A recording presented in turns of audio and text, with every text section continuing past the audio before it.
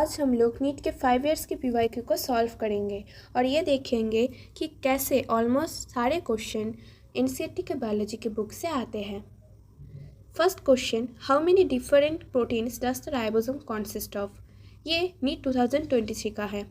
हम एनसीईआरटी के 115 पेज में देख सकते हैं कि वहाँ पर ये डायरेक्ट लिखा हुआ है कि the ribosome consist of structural RNS and about 80 different proteins. So correct option है 80, मतलब ऑप्शन बी।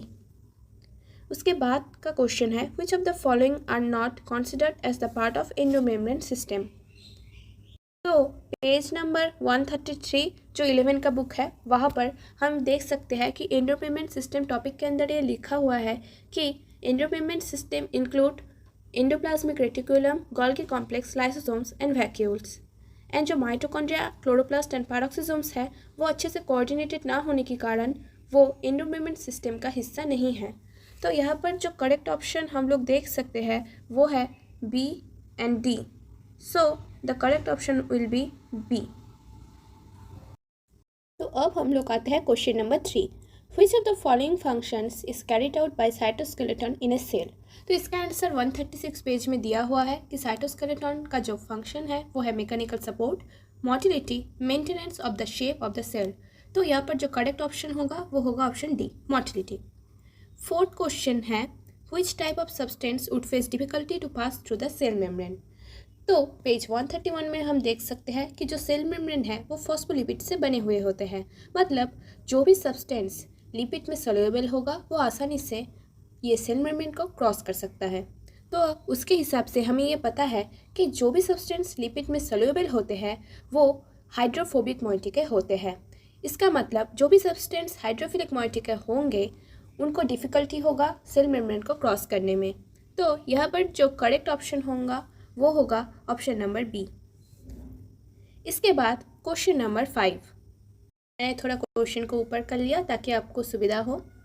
5 नंबर क्वेश्चन में है, if the pH in lysosomes is increase to alkaline what will be the outcome. तो page number 134 में ये दिया हुआ है कि लाइसोसोम का जो एंजाइम है वो एक्टिव होते हैं एसिडिक pH में। तो अगर अल्कलाइन pH हो तो फिर वो सारे के सारे एंजाइम इनएक्टिव हो जाएंगे। तो यहाँ पर जो करेक्ट ऑप्शन होगा वो होगा ऑप्शन बी। अब क्वेश्चन नंबर 6, जहाँ पर हम लोगों को बोला गया है कि लिस्ट 1 एंड लिस्ट 2 को मैच करना होगा। अगर हम लोग एनसीईआरटी के 139 पेज में थोड़ा गौर करें तो हमको बहुत आसानी होगी ये क्वेश्चन सॉल्व करने में। हम देख सकते हैं कि जो मेटासेंट्रिक क्रोमोसोम हैं उनका हम लोगों को पता है कि वो centromere in the middle forming two equal arms of chromosome, ये वाला होगा, मतलब ए के साथ 3 को जोड़ा जा सकता है। एक्रोसेंट्रिक क्रोमोसोम है उसका centromere situated close to the end of forming one extremely short and one very long arms, मतलब I मतलब 1 के साथ जोड़ा जा सकता है B को। अब C, सब मेटासेंट्रिक क्रोमोसोम, इसके साथ हम 4 को जोड़ सकते हैं, centromere slightly away from the middle forming 1। और D वो तो साफ साफ देख ही रहे हैं, 2 के साथ जोड़ा जाएगा, centromere at the terminal and. तो यहाँ पर जो करेक्ट ऑप्शन होगा वो होगा ऑप्शन डी। जो ये सारे ठीक ठाक लिखे हुए हैं, ए के साथ 3, बी के साथ 1, सी के साथ 4, डी के साथ 2। अब question number 7, which of the following statements with respect to the endoplasmic reticulum is incorrect. तो हम यहाँ पर ये देख सकते हैं कि बाकी सारे ठीक है पर ऑप्शन जो बी है, in prokaryotes only RER are present, ये वाला हो जाएगा बिल्कुल गलत, क्योंकि पेज नंबर 126 में एन ओवरव्यू ऑफ सेल के टॉपिक के अंदर ये दिया गया है कि जो प्रोकैरियोट सेल्स है उनमें कोई मेम्ब्रेन बाउंड ऑर्गेनेल्स नहीं होते। इसका मतलब वहाँ पर RER भी नहीं होंगे। तो ऑप्शन बी हो जाएगा correct.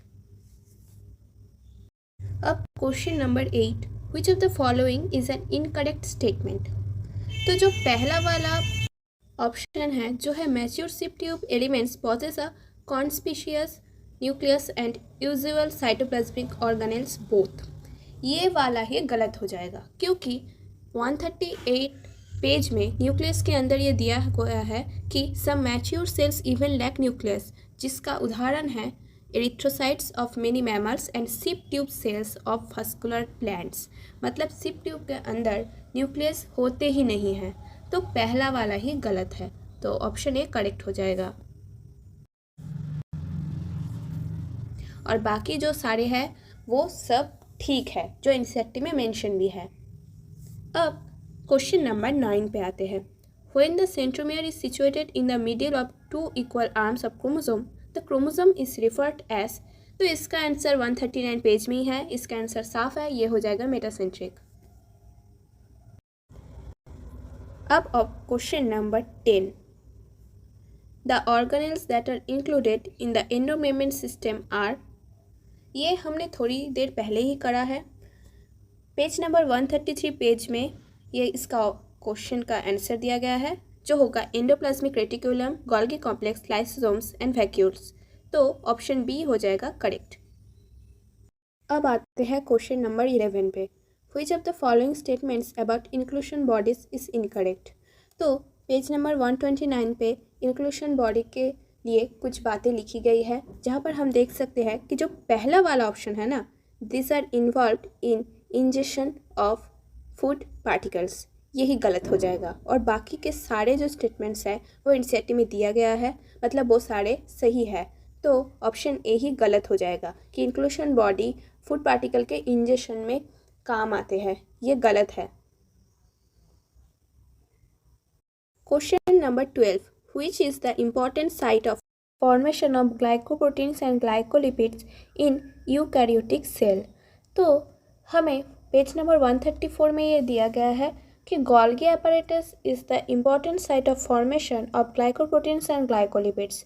So here the correct option will be option B, Golgi bodies. Question number 13. Which of the following nucleic acids is present in an organism having 70S ribosomes only? हमें पता है कि 70S ribosome से prokaryote में होता है, और page number 128 में दिया गया है कि प्रोकैरियोट के जो जेनेटिक मटेरियल है वो बेसिकली नेक्ड होते हैं and not enveloped by a nuclear membrane, और उसके साथ वो सर्कुलर भी होते हैं। तो यहाँ पर हमें एक ही ऑप्शन ऐसा दिख रहा है, जो है option C, double standard circular naked DNA. अब क्वेश्चन नंबर 14। यहाँ पर भी हमें मैच करना होगा, और यहाँ पर हम देख सकते हैं कि गोल्गी apparatus के साथ जो जा रहा है वो है formation of glycoproteins and glycolipids, मतलब ए के साथ 3, लाइसोसोम के साथ डाइजेस्टिंग बायोमोलिक्यूल्स, मतलब 4, वैक्यूल के साथ trap waste and excretory products, मतलब 2, एंड राइबोसोम के साथ सिंथेसिस ऑफ प्रोटीन, मतलब ऑप्शन 2 हो जाएगा यहाँ पर correct. Question number 15. Which of the following cell organelles is present in the highest number in secretory cell? इसका जो करेक्ट आंसर होगा वो होगा गोल्गी कॉम्प्लेक्स, क्योंकि पेज नंबर 134 में ये दिया गया है, the Golgi apparatus principally performs the function of packaging materials to be delivered either to the intracellular targets or secreted outside the cell। मतलब ये जो भी सेक्रेटरी सेल सीक्रेट करते हैं उसको पैकेज करने में और ट्रांसपोर्ट करने में मदद करता है, और टारगेट तक जाने में भी ये काम करता है।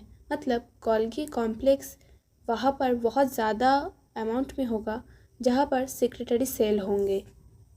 The shorter and longer arms of a submetacentric chromosome are referred to as. अब हमें ये पता है कि सबमेटासेंट्रिक क्रोमोसोम का जो सेंट्रोमेयर होता है वो स्लाइटली अवे होता है मिडिल पॉइंट से, इसके लिए एक आर्म छोटा और एक आर्म बड़ा हो जाता है। जो छोटा होता है उसको हम पी आर्म बोलते हैं, और जो बड़ा होता है उसको हम क्यू आर्म बोलते हैं।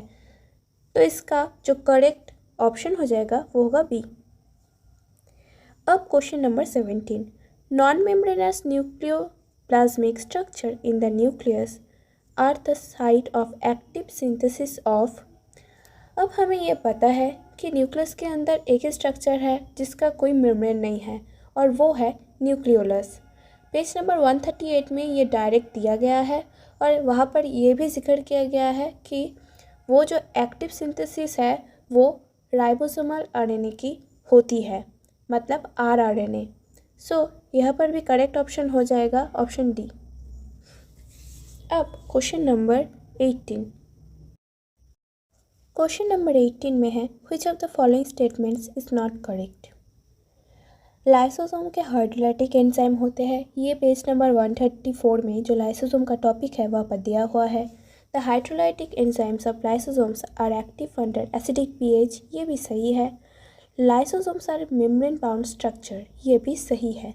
अब lysosomes are formed by the process of packaging of endoplasmic reticulum, ये हो जाएगा गलत, क्योंकि वहाँ पर साफ दिया गया है कि ये जो लाइसोसोम होते हैं this are membrane bound vascular structures formed by the process of packaging in the Golgi apparatus, मतलब ऑप्शन डी है गलत। 19.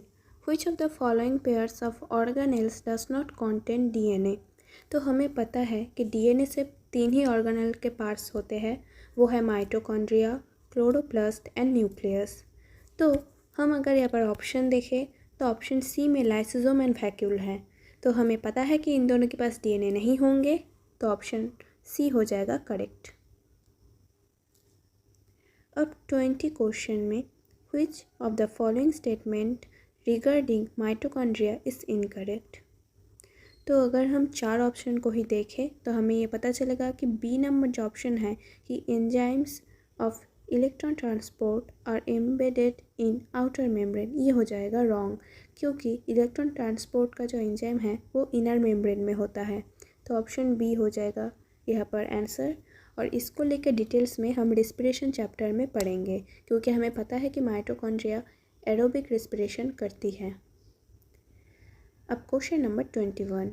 The concept of omnis cellular is cellular regarding cell division was first proposed by. अब यहाँ पर एक छोटा सा spelling mistake है, वो सेलुलर नहीं होगा, सेलुला होगा, पर जो भी है आंसर हो जाएगा ऑप्शन नंबर ए, और ये एनसीईआरटी के 126 पेज में दिया हुआ है। सो करेक्ट ऑप्शन होगा वर्चो। Thank you.